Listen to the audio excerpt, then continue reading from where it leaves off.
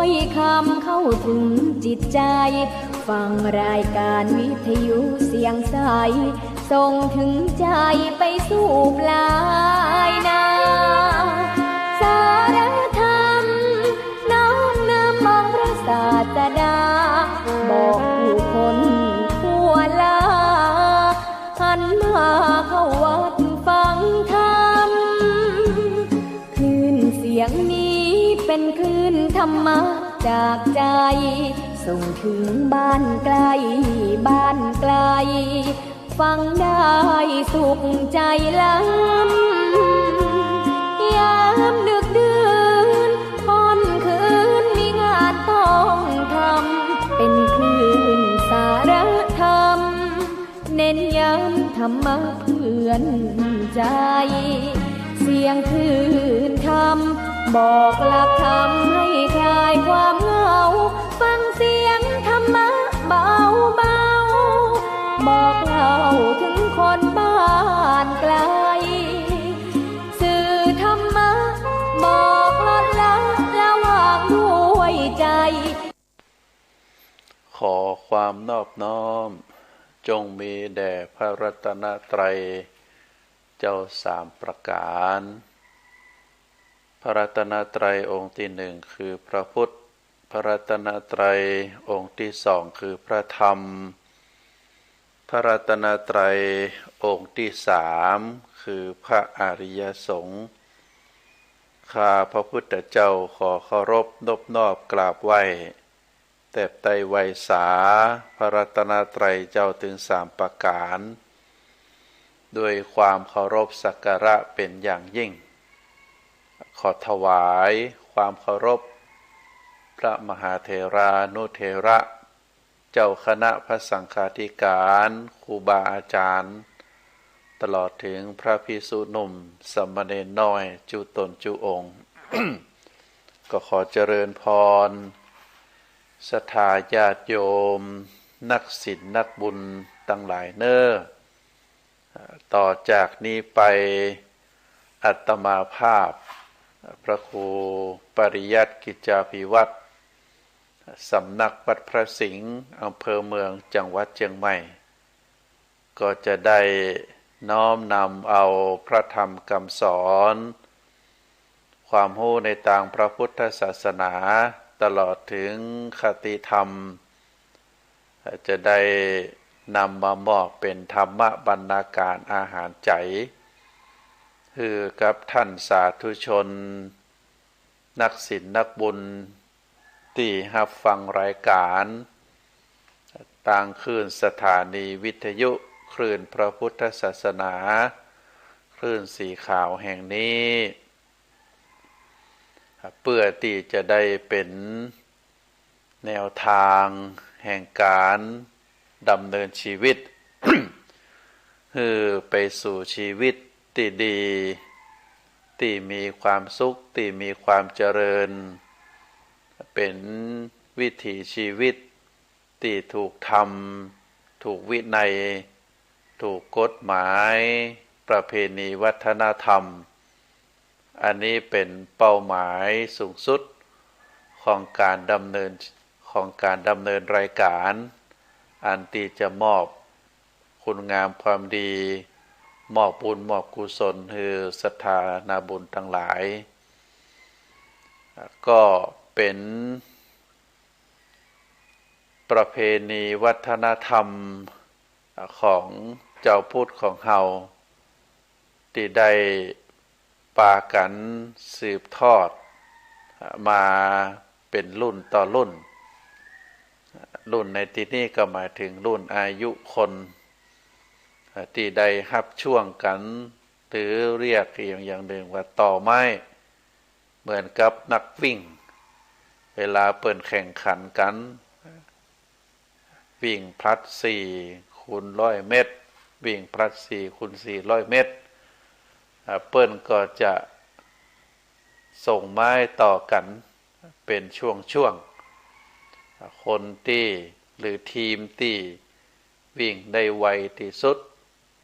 ก็จะเป็นทีมที่ชนะเลิศการดำเนินชีวิตข ของหมู่เฮาก็เหมือนเดียวกัน เฮาได้รับช่วงต่อจากพ่อแม่ที่เปิ้นได้คือกำเนิดเฮามาพ่อแม่เฮานั้นก็นับถือพระพุทธศาสนาเฮาก็นับถือพระพุทธศาสนาลูกหลานตานเต้ายุคคนรุ่นต่อไปก็นับถือพระพุทธศาสนาเหมือนเดียวกันประเพณีวัฒนธรรมก็จำเป็นที่จะต้องช่วยกันสืบทอดรุ่นต่อรุ่นอาตมาก็ยังเชื่อมั่นว่า วัดวาอารามพระพุทธศาสนา ก็จะได้รับการดูแลจากคนไทยเฮาในรอยต่อรุ่นต่อรุ่นได้ปฏิบัติปัดปูได้รับการดูแลและก็ได้รับการเอาใจใส่เพราะว่าพระพุทธศาสนานั้นจะยังคงอยู่เป็นพระพุทธศาสนาก็จะต้องมีพระศาสดาพระศาสดาก็คือพระสัมมาสัมพุทธเจ้าของเฮาถึงแม้ว่าพระพุทธองค์จะได้เสด็จดับขันธปรินิพพานไปแล้วแต่ว่าโดยพระบริสุทธิคุณพระมหากรุณาธิคุณพระปัญญาธิคุณก็ยังคงอยู่ตราบนานเต่านานศาสนธรรมก็เหมือนเดียวกันพระธรรมคำสอนขององค์สมเด็จพระสัมมาสัมพุทธเจ้าก็ยังคงอยู่เพราะเป็นพระสัทธรรมที่บริสุทธิ์แม้เวลาจะล่วงเลยมา 2,500 กว่าปีแต่ว่าความทันสมัย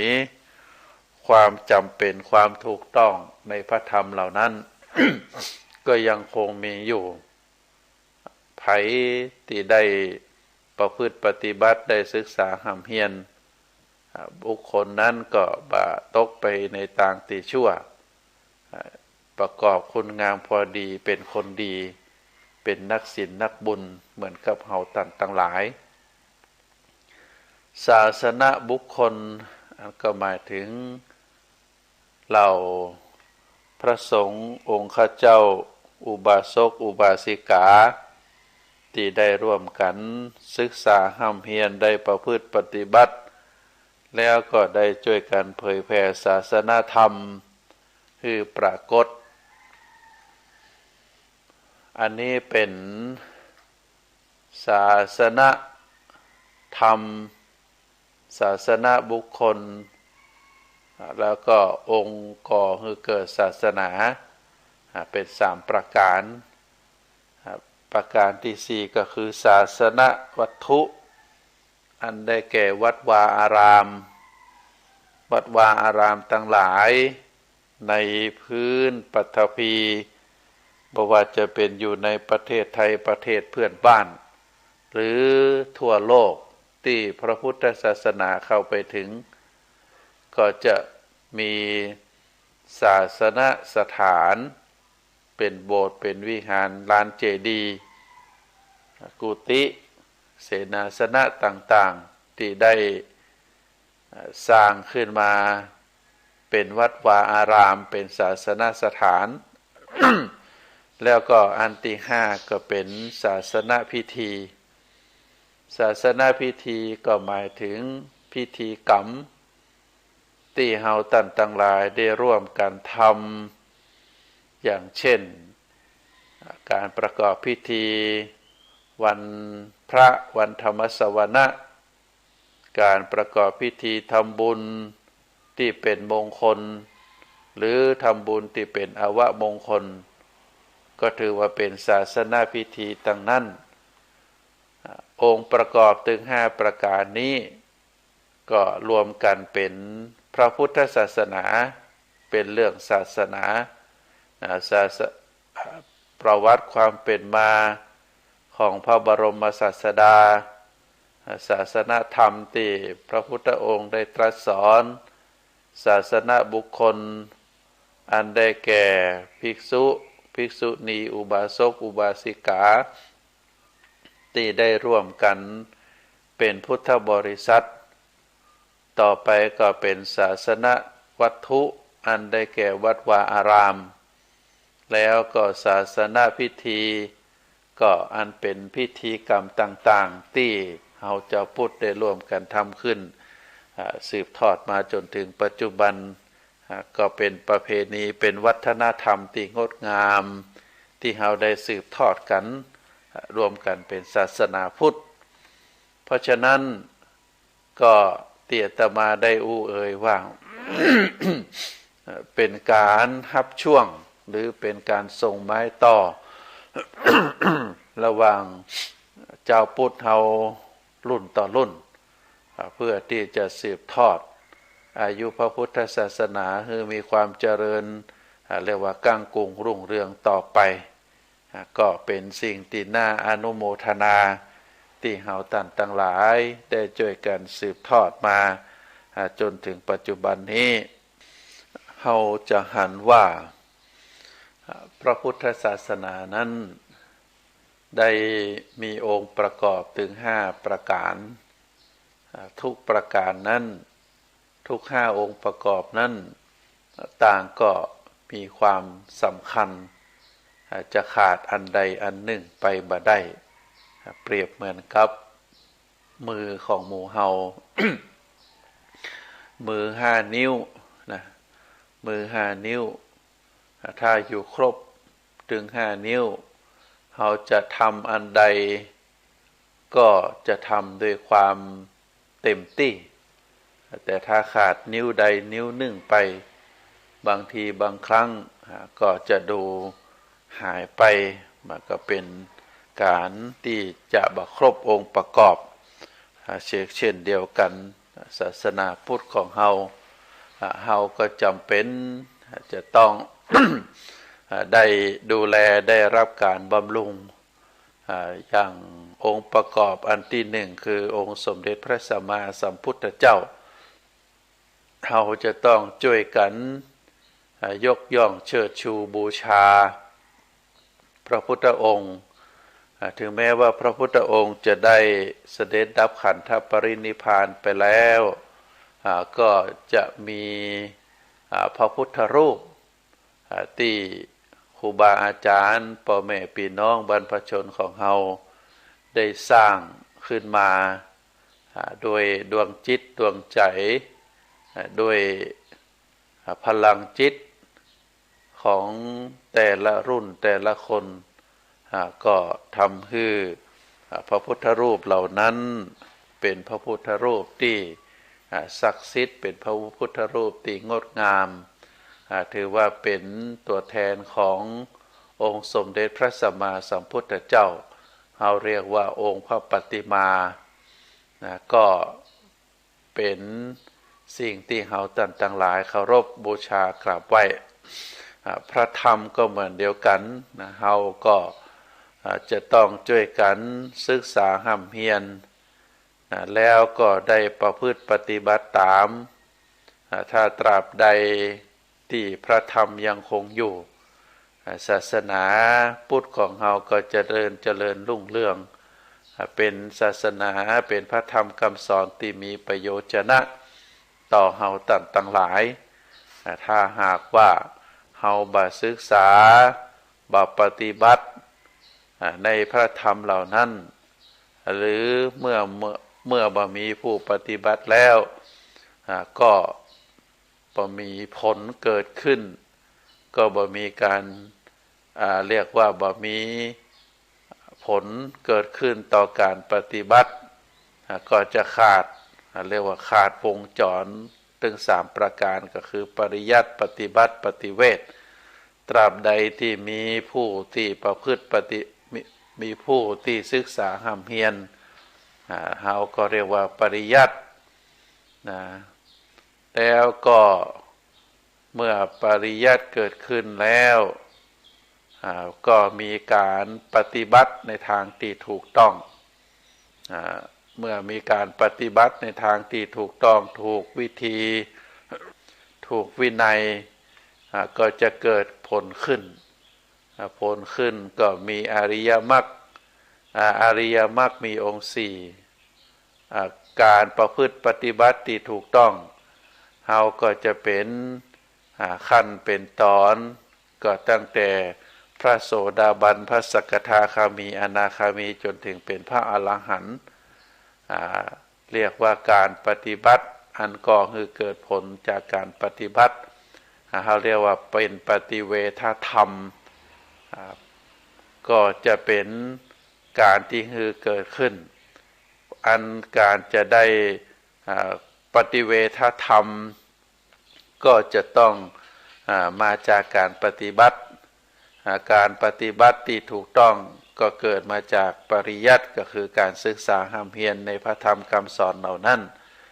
ก็จะเป็นลักษณะแบบนี้ในส่วนของศาสนาบุคคลก็เหมือนเดียวกันเฮาก็จะต้องช่วยกันทนุบำรุงพระสงฆ์องค์ข้าเจ้าเหล่าสามเณรนักบวชในต่างพระพุทธศาสนาเพราะว่าถ้าหากว่าพระพุทธศาสนาขาดศาสนาทายาทบ่มีคนบวชบ่มีคนปฏิบัติบ่มีคนเข้ามาสืบทอดอายุพระพุทธศาสนาก็จะทำให้พระพุทธศาสนานั้นสูญหายไปเพราะฉะนั้นเป็นเรื่องสำคัญนะศรัทธาญาติโยมปัจจุบันนี้เราก็หันแล้วว่าเกิดผลกระทบกับพระพุทธศาสนาเพราะว่ามีคนมาบวชน้อยมีคนมาบวชน้อยบางทีบวชแล้วก็บ่ได้ศึกษาห้ามเพียรก็ทำให้เกิดผลกระทบต่อพระพุทธศาสนาก็จำเป็นที่เฮาท่านทั้งหลายต้องช่วยกันเนอะเมื่อบ่มีคนบวชเมื่อบ่มีศาสนาทายาทผลตีตัวมาก็คือทำให้กำลังในทางพระพุทธศาสนาอ่อนแรงลงก็จำเป็นที่เฮาท่านทั้งหลายจะต้องช่วยกันทนุบำรุงพระพุทธศาสนาทุกด้านก็อันเป็นผลที่เฮาท่านทั้งหลายต้องระมัดระวังแล้วก็วัดวาอารามศาสนสถานต่างๆเฮาก็จะต้องช่วยกันทนุบำรุงตามกำลังศรัทธาวัดทุกวัดที่ได้รับการก่อตั้งมาเฮาก็ถือว่าเป็นข่วงแก้วทั้งสามข่วงแก้วทั้งสามอันก็หมายถึงลานวัดลานเจดีย์ต้นสีมหาโพธิ์เป็นสัญลักษณ์ตลอดถึงโบสถ์ถึงวิหาร ก็ได้รับการทนุบำรุงแต่ว่าในส่วนของวัดป่าอาราม ต่างๆเนี่ยศรัทธาเฮาได้ช่วยกันทนุบำรุงพระพุทธศาสนาก็ได้กังกุงรุ่งเรืองมาแต่ที่เฮาจะต้องช่วยกันต่อจากนี้ไปก็คือเรื่องศาสนาทายาทศรัทธาญาติโยมศาสนาทายาทได้มีจำนวนลดน้อยลงก็ขอได้ฝากศรัทธาญาติโยมช่วยกันเมื่อศาสนาสถานมีความเจริญรุ่งเรืองแล้วก็จะมีศาสนาพิธี ศาสนาพิธีเฮาก็จะต้องช่วยกันสืบทอดเหมือนเดียวกันวันสำคัญในทางพระพุทธศาสนาวันวิสาขบูชาวันมาฆบูชาวันอาสาฬหบูชาวันเข้าพรรษาการทำบุญที่เป็นมงคลพิธีการทำบุญที่เป็นอวมงคลทุกสิ่งทุกอย่างเฮาก็จะต้องยึดศาสนาพิธีทำให้มันถูกต้องจะไปมักง่ายบางทีบางครั้งเฮามักง่ายเวลาบ่มีก็จะเป็นทำให้ศาสนาพิธีนั้นลดน้อยถอยลงทางด้านความสำคัญไปเราจะต้องช่วยกันสืบทอดวัดวาอารามทำบุญตักบาตร การฟังเทศน์ฟังธรรมทางเหตุการณ์ปกติ ก็ควรจะมีโดยเฉพาะการฟังธรรมแล้วการมานอนวัดนอนวาการสวดมนต์โกห้องการประพฤติปฏิบัติตามกรรมฐานที่ครูบาอาจารย์ได้สั่งสอนมาก็น่าจะช่วยกันสืบทอดเนอะถ้าบ่มีก็ทำให้ความสำคัญพระพุทธศาสนาลดน้อยถอยลงบางทีบางครั้งคนเฮาก็ไปหันความสำคัญของทางด้านวัตถุความสำคัญในทางด้านจิตใจก็คือความสำคัญน้อยลงศาสนาพิธีต่างๆถึงแม้ว่าเป็นศาสนาพิธีเป็นส่วนองค์ประกอบของศาสนาก็เป็นส่วนหนึ่งที่ทำให้คนทั้งหลายได้มาร่วมกันได้มาร่วมตีวัดได้มาร่วมกันตีศาสนาปฏิบัติเมื่อคนทั้งหลายได้มาร่วมกันนักก็เป็นสิ่งที่เฮาทั้งหลายครูบาอาจารย์จะได้กล่าวได้คัดเกลา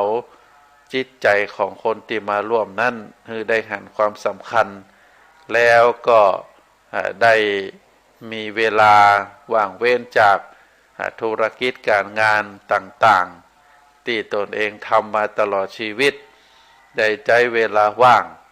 เข้ามาสู่วัดวาอารามเมื่อได้มีเวลาว่างเข้ามาสู่วัดวาอารามได้ไหว้พระสวดมนต์ได้รับฟังข้อคิดจากครูบาอาจารย์ก็จะทำให้บุคคลคนนั้นได้หันมาดูแลจิตดูแลใจในชั่วครั้งชั่วคราวก็ยังดีถ้าหากว่าบุคคลนั้นบ่ได้เข้ามาสู่ลมพระศาสนาก็จะทำให้เป็นคนดิบเป็นคนไกลพระศาสนาไปอันนี้เป็นเรื่องสำคัญที่เฮาตั้งหลายต้องบาละเลยช่วยกันในฐานะที่เป็นเจ้าพุทธเมื่อได้ฟังแล้วเมื่อเฮาได้ฟังได้เข้าใจแล้วเฮาก็ได้เอาข้อคิดเหล่านี้ไปไปไปได้ตัวเฮานั้นได้หันความสำคัญตามที่ว่ามาว่าจะได้เฮาต้องไปวัดจะได้เฮาต้องไปทำบุญจะได้เฮาต้องบริจาคทานช่วยกันทำนุบำรุงพระพุทธศาสนาที่ครบถึง5ประการบ่ว่าจะเป็นการยกย่องเชิดชูบูชาพระบริสุทธิ์ที่คุณพระปัญญาที่คุณพระมหากรุณาธิคุณขององค์สมเด็จพระสัมมาสัมพุทธเจ้าได้ยกย่องเชิดชูลงมือศึกษาพระธรรมคำสอนแล้วก็ได้ปฏิบัติในแนวทางที่ถูกต้องจนก่อให้เกิดผลกับตัวเฮาการได้ดูแลพระสงฆ์องค์สามเณรในฐานะที่เป็นศาสนาทายาทได้ช่วยกันบำรุงให้พระสงฆ์องค์ข้าเจ้าเหล่านั้นได้ศึกษาห้ำเฮียนได้ปฏิบัติได้เกิดผลเฮาก็จะมีศาสนาบุคคลที่ได้เคารพกราบไหว้ก็เป็นการทำนุบำรุงพระพุทธศาสนาการได้ช่วยกันดูแลวัดวาอารามบริจาคตามกำลังศรัทธาทำนุบำรุงวัดวาอารามเพื่อเป็นศาสนสถานที่ร่มรื่นสวยงามก็บ่ได้เป็นของไผ่โบสถ์วิหารเศษาสนะต่างๆที่อยู่ในวัดนั้นก็เป็นของวัดเป็นของส่วนกลางเรียกว่าเป็นของสงฆ์ก็ไผเข้ามาใจไผเข้ามาสอยก็ได้ก็ถือว่าเป็นศาสนสถานส่วนกลางบ่ได้เป็นของผู้ใดผู้หนึ่งในวัดนั้นมีเจ้าอาวาสนั้นได้รับการแต่งตั้งก็เป็นหัวหน้าที่จะได้ช่วยกันดูแลทำนุบำรุงวัดวาอารามนั้นคือมีความสะอาดมีความร่มรื่นมีความสวยงามอันนี้ก็ถือว่าเป็นที่สิ่งที่เฮาตั้งหลายได้ช่วยกันดูแลพระพุทธศาสนาเนศรัทธาญาติโยมท่านสาธุชนทั้งหลาย มีกรรมที่ครูบาอาจารย์ได้คือข้อคิดไว้ว่าจะปลูกพืชต้องเตรียมดินจะกินก็ต้องเตรียมอาหารจะพัฒนางานต้องพัฒนาคนจะพัฒนาตนต้องพัฒนาติจิตจะพัฒนาอะไรหยังก็จะติดถ้าจิตบ่พัฒนาอันนี้เป็นข้อคิดที่ครูบาอาจารย์ได้ผู้รู้ได้กล่าวไว้จะปลูกพืชก็ต้องเตรียมดินดินเป็นทองคำดินแผ่นดินนั้นเราจะปลูกสิ่งใดที่จะมาใช้เป็นประโยชน์ต่อมวลมนุษย์เรา ถ้าหากว่าบ่มีแผ่นดินแล้วนะเราก็บ่สามารถที่จะอยู่เป็นคนเป็นมนุษย์ได้แล้วก็ในตัวตนของเรานั้นก็มีธาตุดินอยู่ก็ถือว่าดินนั้นเป็นธรรมชาติที่คือเฮามาแผ่นดินผืนแผ่นดินนั้นที่เฮาได้ปักเขตแดนว่าอันนี้เป็นประเทศนั้นก็มีผืนแผ่นดินเป็นตีจังตีเปิ่งเป็นตีตั้งเป็นตีอยู่ ประโยชน์ของแผ่นดินนอกจากจะใช้ปลูกพืชปลูกต้นไม้ปลูกบ้านปลูกเรือนให้มั่นคงถาวรก็เพราะว่ามีผืนแผ่นดิน เป็นตีเปิ่งตามที่ว่ามาแล้วสิ่งสำคัญที่ได้กล่าวไว้ก็คือการจะปลูกพืชต้องเตรียมดินดินก็มีอยู่หลายส่วนในผืนแผ่นดินแห่งโลกนี้ในโลกนี้ก็มีถึงดินดีดินแห้งแล้งดินที่ผสมด้วยเป็นดินทรายเป็นอย่างก็แล้วแต่ว่าการที่จะให้ได้ประโยชน์สูงสุดเราก็จะต้องเตรียมดินเพื่อที่จะก่อเกิดผลต่อเราในฐานะที่เป็นผู้ประกอบอาชีพในการที่จะใช้ผืนแผ่นดินนั้นให้เกิดประโยชน์ต่อพืชพันธุ์ธัญญาหาร ประการต่อมาการจะกินก็ต้องเตรียมอาหารอาหารเป็นสิ่งที่มวลมนุษย์เราจะต้องใจหล่อเลี้ยงชีวิตในส่วนที่เป็นร่างกายหาสิ่งที่เป็นประโยชน์สิ่งที่มีคุณค่าทางด้านโภชนาอาหารถ้าสิ่งที่เรากินเข้าไปบักครบตามหลัก5หมู่เพราะว่าจะเป็นส่วนไขมันเป็นส่วนโปรตีนเพราะว่าจะเป็นส่วนที่มีคุณค่าทางอาหารครบ5หมู่เราก็จะต้องเตรียมให้ครบบ่ให้นักไปในส่วนใดส่วนหนึ่งอันนี้คือการเตรียมอาหารก่อนที่จะกินแล้วก็มาสู่ความเป็นการงานอาชีพการงานก็จะต้องพัฒนาคนนั้นถือว่าเป็นส่วนตัวจักรสำคัญในการที่จะทำงานบ่ว่าจะเป็นองค์กรไหนบ่ว่าจะเป็นวัดวาอารามบ่ว่าจะเป็น ด้านสถาบันการศึกษาเป็นการพัฒนาบริษัททางล้านตั้งขึ้นมาแล้วตัวจักรสำคัญในการขับเคลื่อนคือองค์กรนั้นมีความเจริญรุ่งเรืองก็คือคนทีนี้ในการพัฒนาคนเราจะพัฒนาตัดใดเพิ่นก็บอกว่าต้องพัฒนาทางด้านจิตใจเพราะว่าจิตใจนั้น เป็นส่วนสำคัญในส่วนประกอบของความเป็นคนคนนั้นประกอบด้วย2ส่วนก็คือส่วนของร่างกายและก็ส่วนของจิตใจ ส่วนของร่างกายนั้นก็จะต้องใจอาหารในการที่จะทำให้ร่างกายแข็งแรงนอกจากในการพัฒนาให้มีร่างกายแข็งแรงแล้วก็จะต้องพัฒนาให้เกิดทักษะทางด้านร่างกายบางคนนี่มีทักษะทางด้านเครื่องยนต์ทักษะในการทำเครื่องกลเรื่องใหญ่ๆบางคนนั้นมีทักษะทางด้านวิชาชีพทางด้านการแพทย์เกิดโรคภัยไข้เจ็บอย่างต่างๆแพทย์แต่ละคนคุณหมอแต่ละคนก็ได้รับการพัฒนาได้รับการศึกษาคือมีความเชี่ยวชาญคนละด้านบางท่านก็มีความเชี่ยวชาญทางด้านตาบางท่านก็มีความเชี่ยวชาญทางด้านจมูกทางด้านหลอดลมทางด้านอาหาร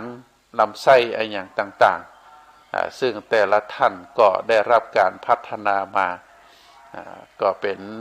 การพัฒนาทางด้านวิชาชีพเพื่อที่จะมารักษาคนป่วยบางผู้บางคนก็มีได้รับการพัฒนามีทักษะในทางด้านการอู้ภาษาไทยภาษาอังกฤษได้หลายภาษาก็ถือว่าเป็นการพัฒนาทางด้านร่างกายในส่วนของพัฒนาทางด้านจิตจิตนี่เป็นเรื่องสำคัญเปิ้นบอกว่าพัฒนาอย่างก็จะติดถ้าหากว่าจิตบ่พัฒนาเพราะฉะนั้น จิตนั้นเป็นส่วนสำคัญการพัฒนาคุณภาพของจิตก็หมายถึงการที่บุคคลคนหนึ่งได้เปลี่ยนแปลงสภาพจิตของตัวเองจากเป็นดวงจิตเดิมๆเป็นดวงจิตที่เปิดห้องว่าเป็นสภาพเดิมก็คือเป็นสภาพดิบแล้วก็นำดวงจิตดวงนั้นไปสู่ความเจริญสู่ความสร้างสรรค์ไปสู่เป็นดวงจิตที่เงียบสงบใสสะอาดบริสุทธิ์อันนี้เราเรียกว่าเป็นการพัฒนาคุณภาพของจิตเพราะฉะนั้นการที่จะพัฒนาอย่างเพื่อบะฮือมันติดขัดคือมีความเจริญรุ่งเรืองตามเป้าหมายก็จะต้องได้รับการพัฒนาอบรมทางด้านจิตทางด้านใจก็เป็นของคู่กันเฮาเกิดมาเพราะว่าเฮามีตัวมีตนแล้วก็มีดวงจิตดวงใจแต่ในส่วนของตัวตนดวงจิตดวงใจสองส่วนนี้ส่วนที่สำคัญก็คือดวงจิตเพราะพระพุทธองค์ในตามหลักพระพุทธศาสนาได้ อธิบายให้เฮาได้ทราบว่าธรรมทั้งหลายมีใจเป็นหัวหน้ามีใจเป็นใหญ่มีใจเป็นสำคัญทุกสิ่งทุกอย่างสำเร็จมาจากใจเปิ้นบอกว่าดวงจิตนั้นเป็นบ่อเกิดแห่งความดีหรือความชั่วทั้งปวงเฮาได้สร้างพฤติกรรมได้เอาพฤติกรรมออกมาเพราะว่าจะเป็นพฤติกรรมทางด้านกระทำพฤติกรรมทางด้านอูจากรรมปูทุกกรรมสิ่งที่กระทำทุกอย่างก็ล้วนมาจากดวงจิตดวงใจเพราะฉะนั้นเฮาถือว่าดวงจิตดวงใจนั้นเป็นส่วนสำคัญเฮาจำเป็นจะต้องพัฒนาทีนี้มีคำถามว่า การที่จะพัฒนาคนนั้น คือเป็นคนดีคือเป็นคนที่ได้ถือว่าเป็นคนที่ได้รับการพัฒนานั้นเราจะต้องพัฒนาทางด้านใดพ้องก็มีพุทธภาษิตที่พระพุทธองค์ได้ตรัสไว้บอกว่าภาวนากว่าทังอาวุโสภิกขุวัฏมาโนภาวิตะกายโยมหิภาวิตาสีโลภาวิตาจิตโตภาวิตะปัญโยซึ่งแปลใจความว่าภิกษุมักกล่าวอวดภาวนาหรือการพัฒนาย่อมกล่าวว่า เฮาได้พัฒนากายเฮาได้พัฒนาศีลเฮาได้พัฒนาจิตและก็เฮาได้พัฒนาปัญญาอันนี้เป็นคำกล่าวศาสนาสุภาษิตที่พระพุทธองค์ได้ตรัสสอนไว้ว่าการจะพัฒนาตัวตนนั่นคือมันครบวงจรเป็นการพัฒนาที่ถูกต้องพัฒนาถึง4อย่าง4ประการไปในตัวคนนั้นก็คือพัฒนากายพัฒนาศีลพัฒนาจิตแล้วก็พัฒนาปัญญากายศีลจิตปัญญาถึง4อย่าง4ประการนี้ก็จะต้องได้รับการพัฒนาไปพร้อมกันทีนี้ลองมาดูว่า การพัฒนาแต่ละอย่างนั้นมีอะไรอย่างพ้องก็ตามที่ได้กล่าวมาแล้วว่าคำว่าภาวนาหรือการพัฒนานั้นก็คือการทำให้ชีวิตมีความเจริญงอกงามพระพุทธศาสนาสอนว่าชีวิตมนุษย์สามารถที่จะพัฒนาให้มีความเจริญงอกงามได้และก็มนุษย์เท่านั้นเป็นจุดเริ่มต้นของการพัฒนาตั้งมวลเพราะฉะนั้นตามที่บอกว่าจะพัฒนาวัดพัฒนาครอบครัวพัฒนาสถาบันการศึกษา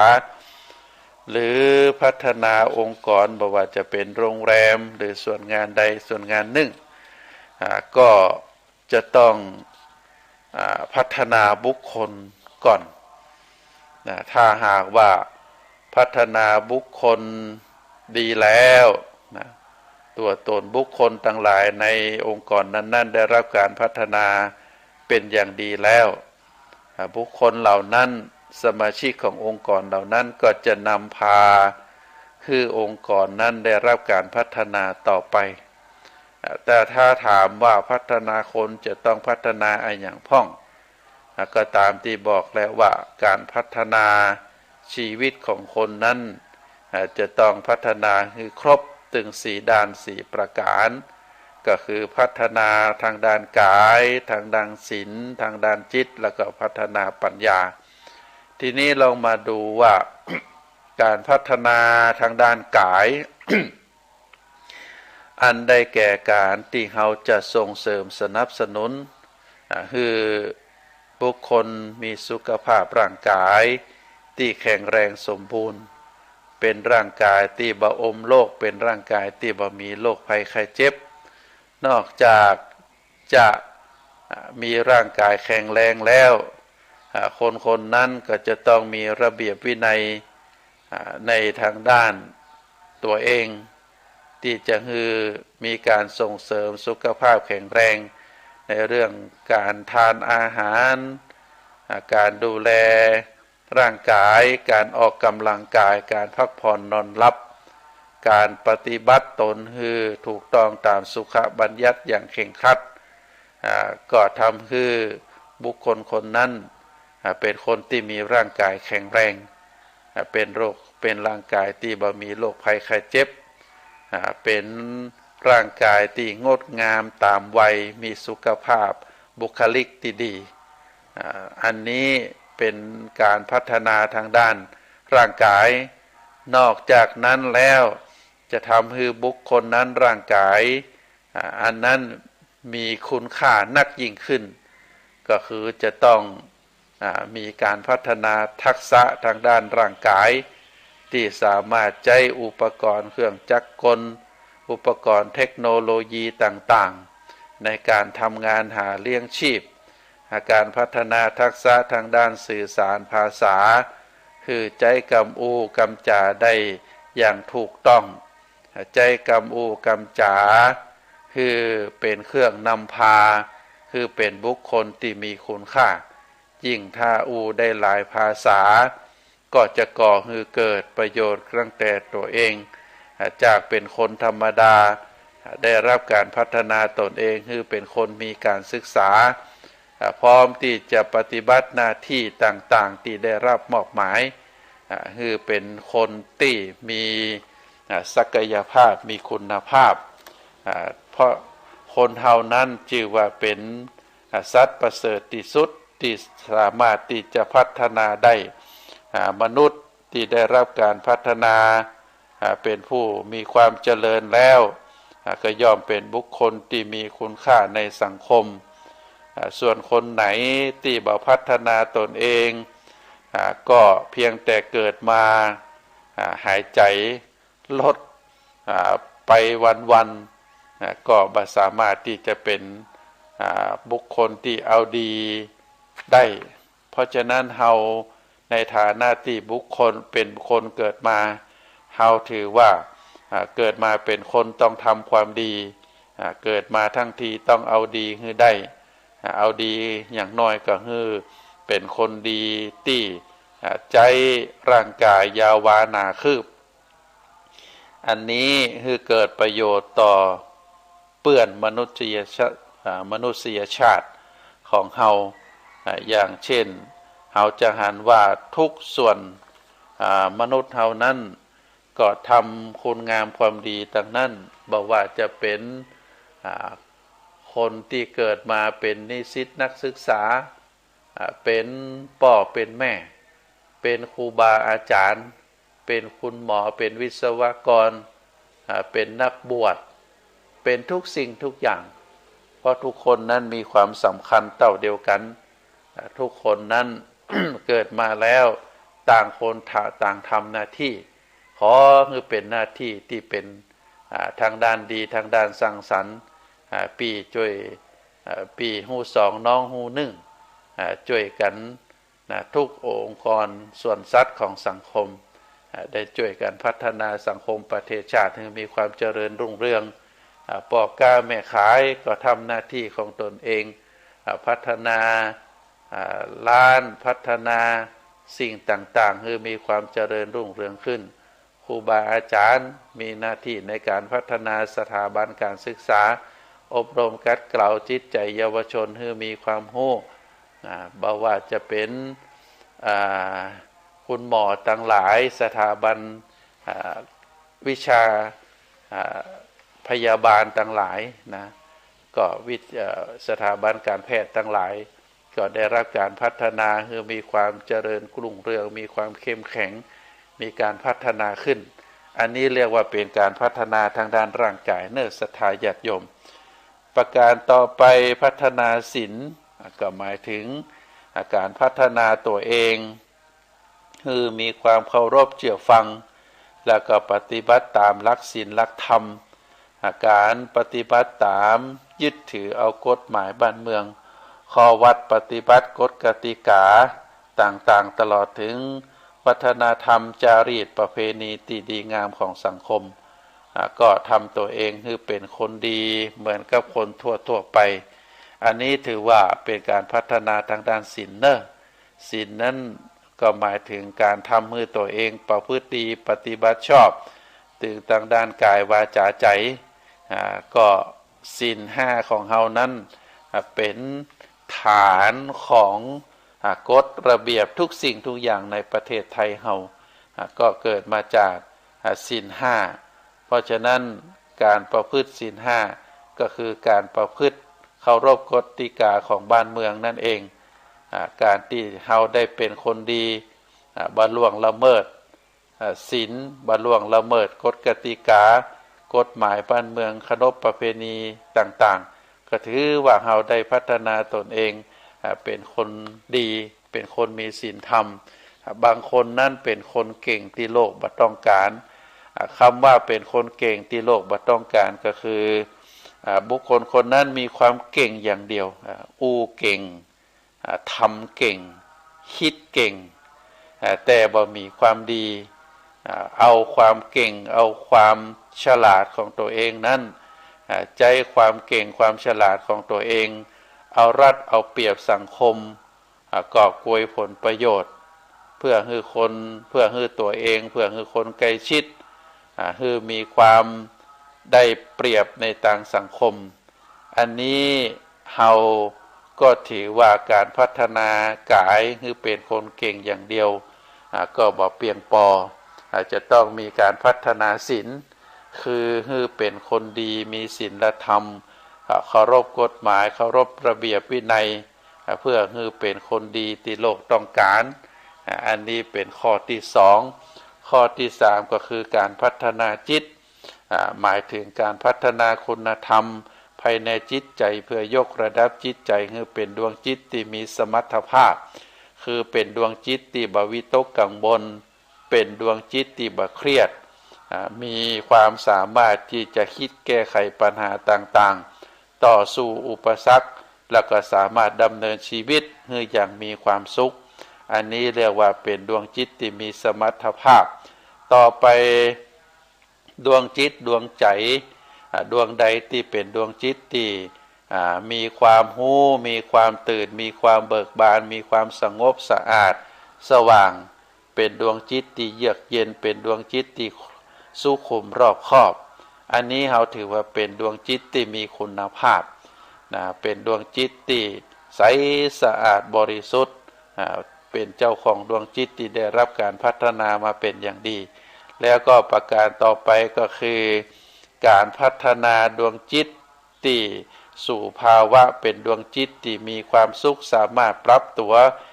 แก้ปัญหาสร้างสรรค์งานได้ดี